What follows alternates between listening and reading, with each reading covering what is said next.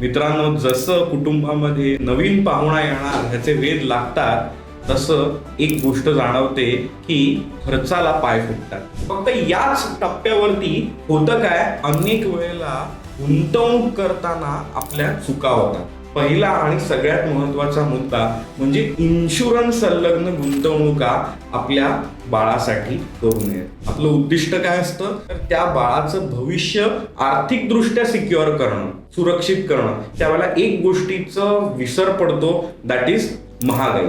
So आजच्या तुलनेमधले 10 लाख आणि 18-20 वर्षांनंतरचे 10 लाख याचं जे पर्चेसिंग कॉस्ट वाईज मूल्य आहे ते प्रचंड बदललेलं असणार आहे. प्रत्येक गुंतवणुकीला नाव देणं फार गरजेचं आहे. त्याला म्हटलं जातं गोल based financial plan. Mutual fund investments are subject to market risks.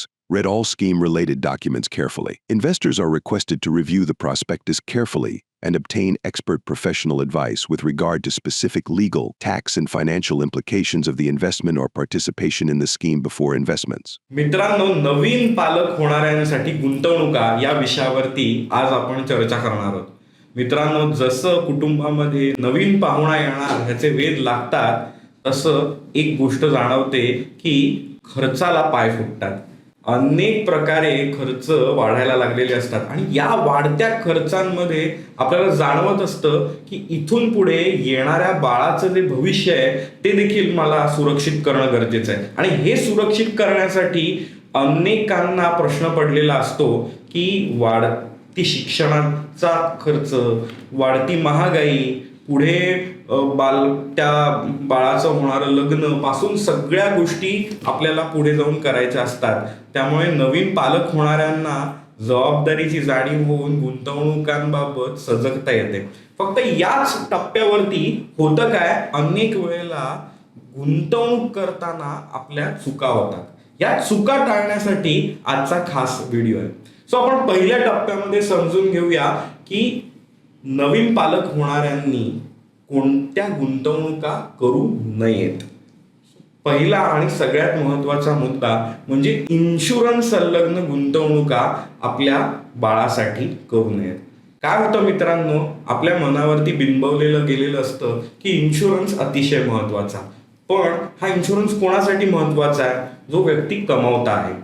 होतं असं की आपण लहान बाळाच्या भविष्याच्या सुरक्षतेसाठी म्हणून सुद्धा ज्या गुंतवणुकांचे प्लॅन इन्शुरन्स संलग्न योजनांमधनं आपल्यापर्यंत एजंट्स तर्फे पोहोचत असतात, ते अतिशय चुकीच्या पद्धतीने आपल्यापर्यंत पोहोचलेले असतात. आणि सगळ्यात महत्वाचं म्हणजे या योजना या गुंतवणुकांपेक्षा इन्शुरन्स प्लॅन असतात. आणि ज्या वेळेला इन्शुरन्स प्लॅन गुंतवणुकीत येतो, एक्सपेन्स रेशो हा प्रचंड मोठ्या प्रमाणात वाढतो. लक्षात घ्या, गुंतवणुकांच्या ज्या काही योजना आपण घेत असू त्याच्यावरती जर सेबीचं नियंत्रण असेल तर आपल्या गुंतवणुकांचा एक्सपेन्स रेशो फार तर 2% जाईल. मात्र होतं काय, जर त्यात इन्शुरन्स कंपोनंट ऍड झाला ज्याची फार आवश्यकताही नाही आहे लहान बाळाला, अशा परिस्थितीमध्ये हाच एक्सपेन्स रेशो 45% खेचता येतो. आणि त्यातनं तुमच्या इमोशन्सचा वापर करून खूप मोठ्या प्रमाणात रॉंग सेलिंग तुमच्यापर्यंत होत असतं. आपण त्या इमोशनच्या भरात वाचत नाही, पण आपण लाईफ इन्शुरन्स पॉलिसी त्या बाळाच्या नावावरती काढून बसलेले असतो टेक्निकली. आणि हे आपल्या उद्दिष्टाला धरून नसतं. आपलं उद्दिष्ट काय असतं, तर त्या बाळाचं भविष्य आर्थिकदृष्ट्या सिक्युअर करणं, सुरक्षित करणं. ह्या गोष्टीमध्ये ज्याला इन्शुरन्स प्लॅन आतमध्ये शिरतो त्यावेळेला एक गोष्टीचं विसर पडतो, दॅट इज महागाई. ज्या पद्धतीने महागाई वाढते त्या दराचा काही विचार न करता त्या बाळाला 18व्या वर्षी किती पैसे मिळतील आणि 22व्या वर्षी किती पैसे मिळतील यावरती आपण खूप विचार आणि त्याच्यात दिसलेले आकडे आणि गॅरंटेड असे या गोष्टी आपल्यापर्यंत पोहोचतात आणि आपण घ्यायला जातो. मात्र आजची इकॉनॉमी आणि 18 वर्षांनंतरची इकॉनॉमी यामध्ये खूप मोठ्या प्रमाणात फरक पडणार आहे. आणि 17-18 वर्षामध्ये आज जितके पैसे लागत आहेत त्याच्या 4 ते 5 पट जास्त पैसे लागणार आहेत. सो आजच्या तुलनेमधले 10 लाख आणि 18-20 वर्षांनंतरचे 10 लाख याचं जे पर्चेसिंग कॉस्ट वाईज मूल्य आहे ते प्रचंड बदललेलं असणार आहे. सो त्यामुळे असे 10 लाख 20 लाख काहीतरी मिळणार आहेत माझ्या मुलाला 18व्या वर्षी, म्हणून मी आतापासून दर महिना किंवा दर वर्षाला इन्शुरन्स संलग्न योजनांमधनं गुंतवणुका करतोय, हे आपण टाळायला हवं. दुसरी आणि अतिशय महत्वाची गोष्ट म्हणजे ही गोष्ट ऑप्शनल आहे. कारण का तर आम्ही आता गुंतवणूक सल्लागार म्हणून काम करताना पाहत असताना आलेलं हे ऑब्झर्वेशन आहे, हे तुमच्यापर्यंत पोहोचवावं वाटलं म्हणून. जे म्युच्युअल फंडाचे देखील चाइल्ड प्लॅन आहेत किंवा ज्या काही गुंतवणुका आहेत ज्या मुलाच्या नावाने थेट होतात, त्या गुंतवणुका चुकीच्या अजिबात नाही. त्या गुंतवणुका करणं योग्य देखील राहू शकतं गुंतवणूक दृष्टिकोनातनं. कारण का तर ह्याला आता म्हटलं जातं लाईफ सायकल फंड, जो त्यामध्ये जेव्हा जेव्हा त्याचा यूज नाहीये, त्यामध्ये गुंतवणूक करून आपल्याला बराच काळ राहता येणार आहे, अशा टप्प्यामध्ये या गुंतवणुकांमध्ये आपल्याला इक्विटी ओरिएंटेड जास्त राहणं आणि जसा खर्च जवळ येईल तसा डेट स्वरूपात स्विच होत जाणं, असं लाईफ सायकल प्लॅन्सचं देखील स्वरूप आपल्या समोर यायला लागलेलं आहे, जे गुंतवणूक म्हणून फार चांगलं आहे.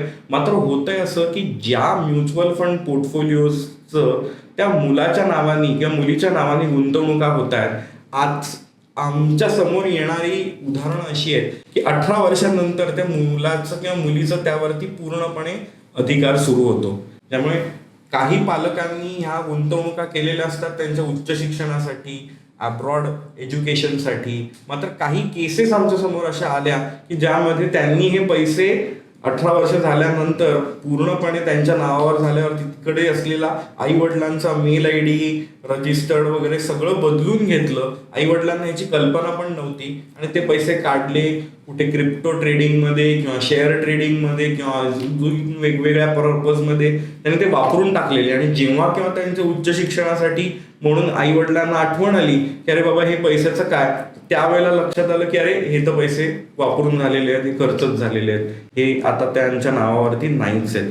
सो त्यामुळे अशा प्रकारच्या गुंतवणुका करताना जोपर्यंत तुम्हाला वाटत नाही की माझं बाळ हे आता मोठं होऊन पूर्णपणे आर्थिक निर्णय घेण्याच्या सक्षमतेचं झालेलं आहे, तोपर्यंत या गुंतवणुका आईच्या वडिलांच्या नावावरच राहिल्या आणि त्यांनी उचलून दिल्या.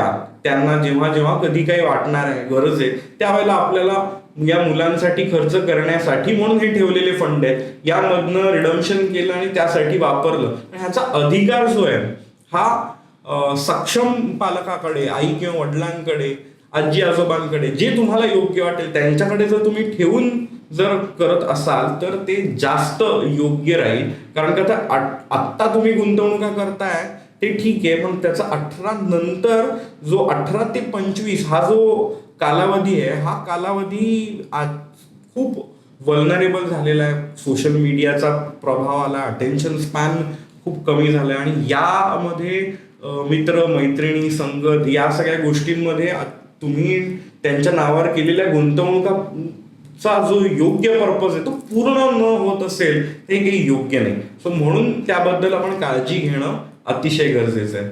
आता ह्या 2 सूचना नीट लक्षात घेतल्या असतील तर आपण मुलीकडे जाऊया.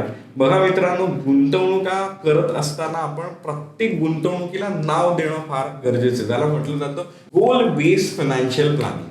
सो यामध्ये माझ्या लहान बाळाचं शिक्षणाचा खर्च आणि लग्नाचा खर्च यासाठी मुख्यतः काही माझ्या जर SIPs असतील तर त्याला राखून वेगळं ठेवणं आणि त्या पोर्टफोलिओला देखील वेगळा ट्रीट करणं हे अतिशय गरजेचं आहे. ज्याच्याने होतं काय, आता मला फायनान्शियल क्लॅरिटी येते की माझ्यावरती ही जी जबाबदारी आहे या जबाबदारीसाठी मला नेमके माझ्या मासिक गुंतवणूक धोरणातनं किती रुपये हे त्याच्या शिक्षणासाठी आणि लग्नासाठी त्याच्या बाजूला ठेवायचे, त्याचं आत्ता किती पोर्शन ठेवायचं, त्याचं माझ्या आर्थिक उत्पन्नाच्या आत्ताच्या पातळीप्रमाणे मी त्याच्यामध्ये 10,000 टाकू शकतो दर महिन्याला, 5,000 टाकू शकतो का 25,000 टाकू शकतो. या सगळ्या गोष्टी या प्रत्येकाच्या आर्थिक स्तराप्रमाणे बदलतात. तुमच्याकडे इतर गुंतवणुका ऑलरेडी काय आहे, तुमच्याकडे अँसेस्ट्रल वेल्थ किती आहे, काय आहे, या सगळ्या गोष्टींप्रमाणे या गोष्टींचं स्वरूप हे बदलत असतं. मात्र त्याचं गोल बेस्ड प्लॅनिंग झालेलं असेल तर आपण असेच फंड टार्गेट करू शकतो की ज्यामध्ये आपल्याला जोखीम घेता येईल किंवा घेता येणार नाही. उदाहरणार्थ एखाद्याच्या मुलीचं लग्नासाठी ठेवायचे पैसे आहेत, पण त्याच्या मुलीचं लग्न येत्या 1-2 वर्षात कधीही येऊ शकतं अशी परिस्थिती आहे का त्याची मुलगीच 2 वर्षाची आहे. या केसप्रमाणे जोखीम क्षमता बदलत असते. त्यामुळे प्रत्येकाची जोखीम क्षमता काय आहे हे ओळखून त्याप्रमाणे कशामध्ये शेअर बाजार संलग्न गुंतवणुका जास्त ठेवाव्या, कशामध्ये हायब्रिड सेक्टरचा वापर करावा, कर्जरोख्यांचा वापर जास्त असावा, या सगळ्याबाबत धोरण ठरवून घेता येतं. आणि हे धोरण जर तुम्ही आर्थिक सल्लागाराच्या मदतीने ठरवलं तर तुम्हाला हे अधिक योग्य आणि सुनियोजित आर्थिक गणित हे म्हणून तुमच्या समोर येतं. आणि हे करणं अतिशय गरजेचं ह्यासाठी आहे की त्यामुळे तुमच्या इतर फायनान्शियल गोल्सना प्रोटेक्शन मिळतं. अन्यथा होतं काय, तू शिक आम्ही आहोत म्हणून जे काय पैसे जमवलेले आहेत ते देखील अनेक जण खर्च करून मोकळे होतात. आणि मग त्यांना लक्षात येतं की अरे माझ्या रिटायरमेंटसाठी कोणी मला लोन देणार नाही, पण एज्युकेशन लोन मुलासाठी मिळालं असतं. मग किती खर्च मी माझ्या मुलाच्या शिक्षणावरती करू शकणार आहे आणि काही नाही येणार आहे. हे इमोशनच्या भरामध्ये जर आपण जात असू तर आज शिक्षणाचा खर्च इतक्या मोठ्या प्रमाणात वाढलेला आहे की तो अगदी 5 ते 10 लाख रुपयामध्ये पण होऊ शकतो किंवा त्याला 5 कोटी देखील कमी पडू शकतात. सो अशा स्वरूपात मी माझ्या मुलासाठी 1 कोटी खर्च करणार आहे शिक्षणासाठी आणि लग्नासाठी समजा 50 लाख खर्च करणार आहे. काहीतरी त्याला एक माप देणं किंवा 20 लाख मुलीच्या मी लग्नात खर्च करणार आहे आणि 20 लाख तिच्या शिक्षणासाठी खर्च करणार आहे. माझं येत्या काळात माझ्या उत्पन्नाप्रमाणे शिक्षण आणि लग्नाचं बजेट काय असेल हे ठरवून घेणं आणि त्याप्रमाणे गुंतवणुका करणं, आलं अंगावर घेतलं शिंगावर, अशा पद्धतीने जर आपण गेलो तर होतं काय, समोर आलेला खर्च मात्र आपण पार पाडतो. आता काय शिक्षण आलं का, ओके ते सगळं करून दिलं, परत पैसे मी जमवत राहिलो, आता काय लग्न आलं का, ओके परत मी पूर्ण रिकामा झालो, आता माझ्याकडे काय, आता रिटायरमेंटसाठी मागे लागा. अशा प्रकारे फायनान्शियल प्लॅनिंग नसलं तर होणारी परिस्थिती आहे. पण जर फायनान्शियल प्लॅनिंग असेल माझ्याकडे तर माझ्याकडे ठरलेलं असतं की माझ्या गुंतवणुकांमधला मे बी आता मी सुरुवातीच्या टप्प्यात 2 किंवा 3च हजार का होईना पण मी रिटायरमेंटसाठी वेगळे ठेवले, ते मी माझ्या मुलाच्या शिक्षणासाठी देखील वापरणार नाहीये, मुलीच्या लग्नासाठी देखील काही झालं तरी मी या फंडाला हात लावणार नाहीये. ह्याबद्दल कॉन्शियसली अवेअर असणं गरजेचं आहे. काही फंड हे इमर्जन्सी फंड म्हणून ठेवणं गरजेचं आहे की कुठली आउट ऑफ ब्ल्यू कुठली इमर्जन्सी आपल्याकडे येऊ शकते, या इमर्जन्सीसाठी राखून ठेवलेले फंड वेगळे. अशा प्रकारे वेगवेगळ्या गोल्ससाठी प्लॅनिंग, यामध्ये आपल्या मुलांच्या भवितव्यासाठीचं प्लॅनिंग जर आपण करून ठेवलेलं असेल आणि त्याची जोखीम क्षमता तपासून फ्युचर कॉस्ट पाहून, म्हणजे आम्ही आता काही टूल्स डेव्हलप केलेत आमच्याकडे, तर त्यामध्ये तर आम्ही गोल GPS नावाचं एक फीचर वापरतो. म्हणजे जेव्हा आपण गाडीने बाहेर प्रवास करतो आणि GPS वरती टाकतो की मला 3.5 किलोमीटरवर जायचंय, किती ट्रॅफिक आहे त्याप्रमाणे दाखवतो, 10 मिनिटात पोहोचू का 15-20 मिनिटं लागतील, ट्रॅफिक वाढला तर मी अर्धा तास पण लागू शकेल. हे सगळं जसं GPS ट्रॅक करताना तशा प्रकारे तुमच्या एक्झिस्टिंग त्या गोलसाठी ठेवलेले मार्क केलेले जे फंड्स आहेत त्यांचा सध्याचा रिटर्न ऑन इन्व्हेस्टमेंट काय आणि त्या गोलसाठी पूर्ण करण्यासाठी इन्फ्लेशन प्रमाणे किती रुपये नक्की लागणार आहे, म्हणजे मला पोहोचायचंय कुठे, मी किती गुंतवणुका करतोय, किती गुंतवणुका ऑलरेडी माझ्या करून झाल्या, त्याच्यावरती मिळत असलेला रिटर्न, यामुळे माझी अचिवेबिलिटी मॅपिंग, म्हणजे माझं गोल पूर्ण करण्यासाठी 70% अचिवेबिलिटी आहे, 30% पूर्ण करण्यासाठी मला अजून काहीतरी कमी पडतंय, तर मला तेच फीचर दाखवून देतं की इथे 5,000 रुपये अजून SIP केली तर हे गोल पोहोचण्याची शक्यता, अचिवेबिलिटी 100% येईल.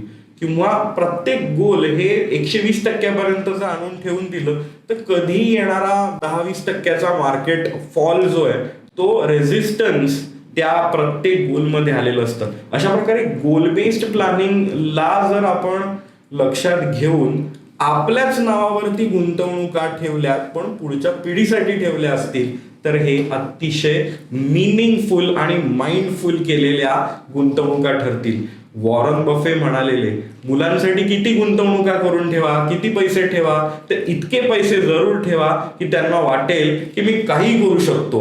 आणि त्याच्यानंतरचं त्यांनी सांगितलेलं वाक्य हे जास्त महत्वाचं आहे मित्रांनो. ते म्हणालेले, इतकेही ठेवू नका की वाटेल काही करायची गरजच नाही. लक्षात घ्या मित्रांनो, आपणच आपल्या पुढच्या पिढीला अशक्त आणि दुबळं आपल्या पैशांनी करणं हे आपल्या गुंतवणुकांचं धोरण कदापि असू नये. आपल्याला पैसे गुंतवणुका अशा प्रकारे करायच्या आहेत की ज्याच्यामुळे त्यांना कार्यप्रवण आपल्याला होता येईल, ह्याची अनुभूती घेता येईल, मला हव्या त्या गोष्टी डिस्कवर करता येतील. मी जर पडलो काय करत असताना, काही चुकलो, तर माझ्या घरातनं सपोर्ट मला मिळणार आहे. अशा प्रकारचा बॅकअप माझ्याकडे उपलब्ध आहे. हा कॉन्फिडन्स मुलांना देणं हे आवश्यक आहे. पण तुझ्या काही करायची गरजच नाहीये.